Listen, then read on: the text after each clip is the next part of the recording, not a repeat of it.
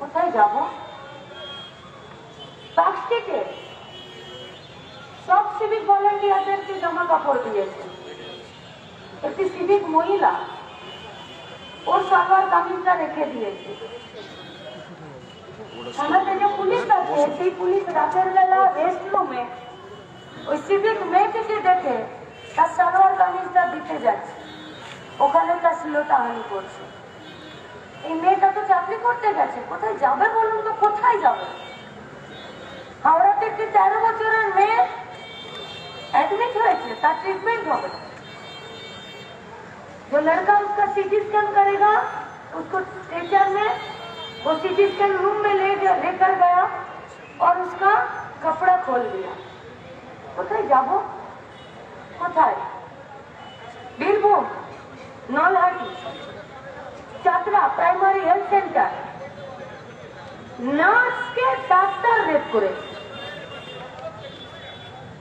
কোথায় যাব? কোথায়?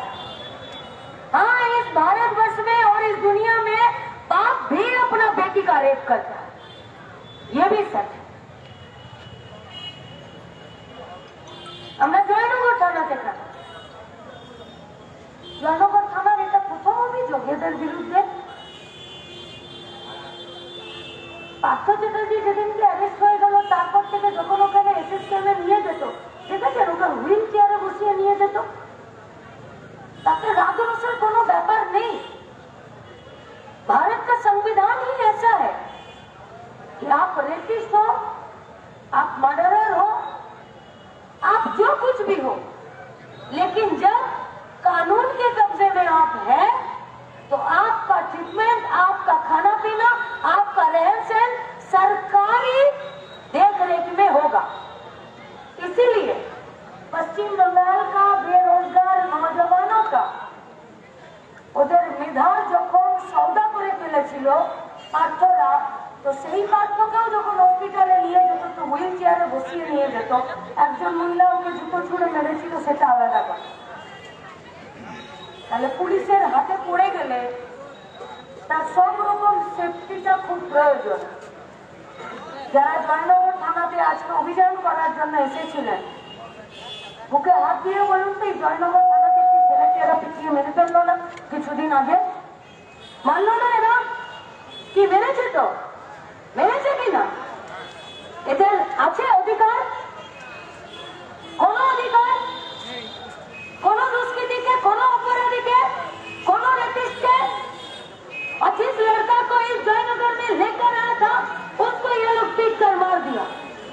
যেমন করে এরা মঞ্জুরকে মেরে ফেলেছিল, যেমন করে এরা আনিসকে ঠেলে ঠেলে মেরে দিয়েছিল, সেইভাবে। তার মানে যে আইন, সেই আইন অনুযায়ী পুলিশ কাজ করছে না। আমাদের সব রাগ পুলিশের উপরে, সব না। এক অংশের পুলিশরা আছে যারা নিজেদের মান সম্মান, মাথা, মেরুদণ্ড সব পিটিয়ে দিয়েছে, সব। কিন্তু এক অংশের পুলিশ অফিসাররা আছে, সেটা সিভিক থেকে শুরু করে আইএস অব্দি, এরা চাইছে আপনার হয়ে কাজ করতে। কারণ আপনার সাথে ওর সিভিক আছে তা নয়। আপনার হয়ে কাজ করার মানে হলো ওকে আইন অনুযায়ী কাজ করা। তাহলে জয়নগর থানাকে বা গোটা রাজ্যের পুলিশকে এমন কেউ আছে যে আইন অনুযায়ী কাজ করতে দিচ্ছে না? তাই তো পক্সো আইন লাগেনি। পক্সো মানে কি গো? কি পক্সো মানে? আন্ডারে 18 বছরের নিচে নাবালিক মেয়ের সাথে রেপ তো ছেড়ে দিন, অন্যটা ধরে যদি কেউ টেনে দেয় আর হাতটা যদি কেউ ধরে টেনে দেয়, তার গায়ে পক্সো লেগে যায়। একটা রেপ হয়েছে, সেখানে পক্সো লাগছে না। তার মানে এই থানাতে ডিউটি অফিসার কে বসে আছেন? কবে চাকরি পেয়েছে? ঘুষ দিয়ে নাকি লেখাপড়া করে? তাহলে কে অর্ডার দিল এদেরকে যে পক্সো লাগাবে না? দুষ্কৃতীদের সাথে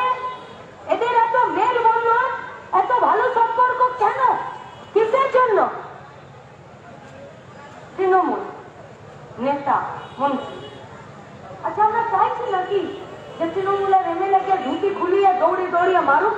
না, চাইনি, এখনো চাইছি না।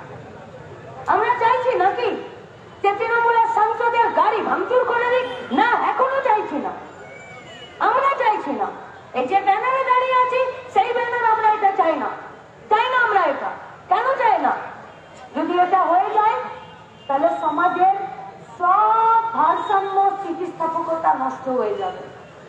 আর এই সুযোগে যারা চোর গুন্ডা, যারা দুষ্কৃতী, তারা আপনার জীবনের, আপনার মানের, আপনার সম্মানের বিরোধী হয়ে যাবে, কারণ পুলিশ তখন আর কাজ করতে পারবে না।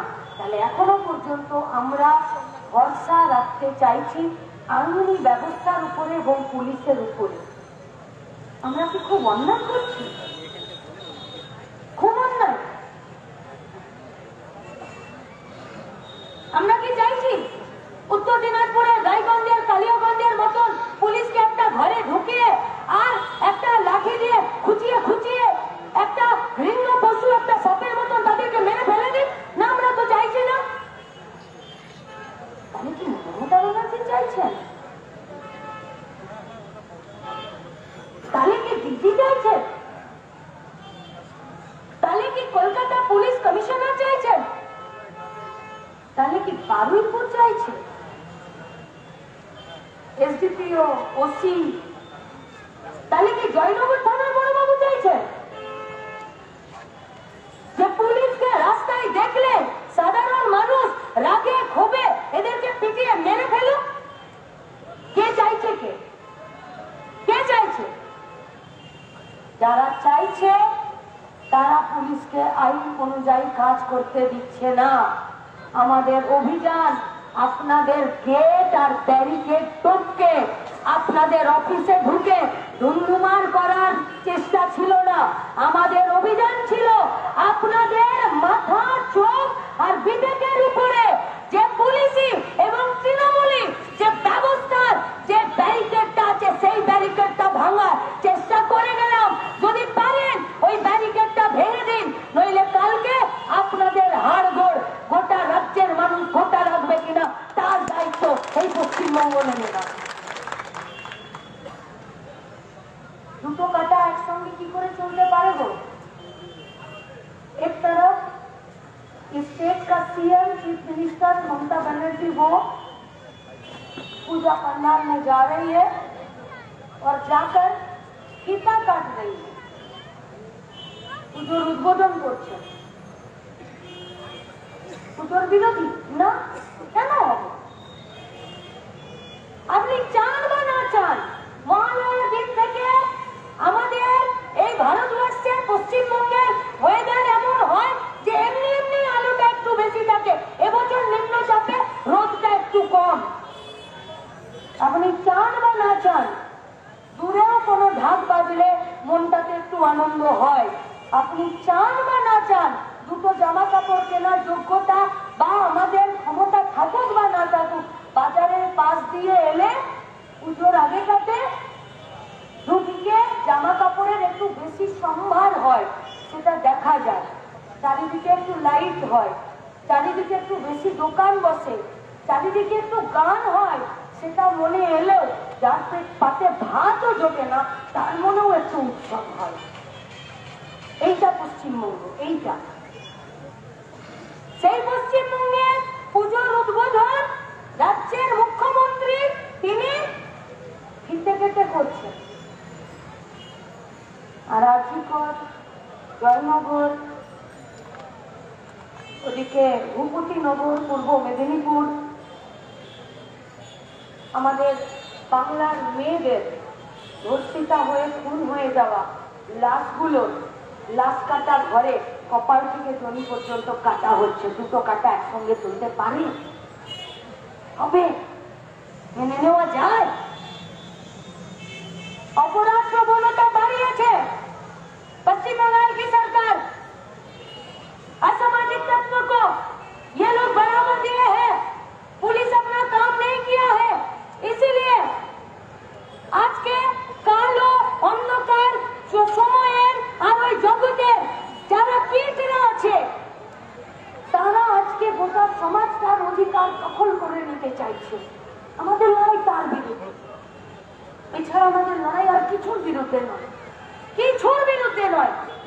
গতকাল শুধু দীপ্তিতা, বর্ণনা আর আমাদের দিদিরা এরা মার খেয়েছে না, সাংবাদিকরা মার খেয়েছে। কাল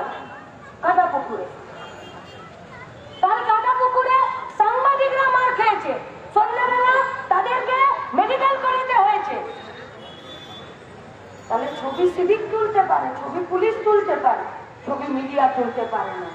আর খুব কষ্ট করে মিডিয়ারও কর্মীরা যা ছবি তুলে নিয়ে যাবে, जो मीडिया हाउस का मालिक है उसका गले में किसका पट्टा है, पट्टा खींचेगा उसी का तरफ से वो लोग ছবি আর খবরগুলোকে পরিবেশন করবে, বাকিটা করবে না।